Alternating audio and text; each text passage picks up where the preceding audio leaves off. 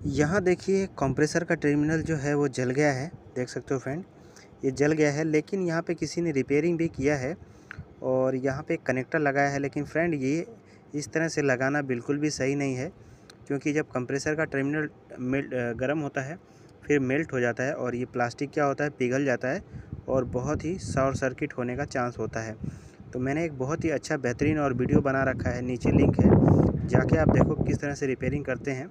बहुत ही बेहतरीन वीडियो है, जाके आप देखिए, आपको अच्छे से समझ में आएगा कि किस तरह से टर्मिनल को रिपेयर करते हैं।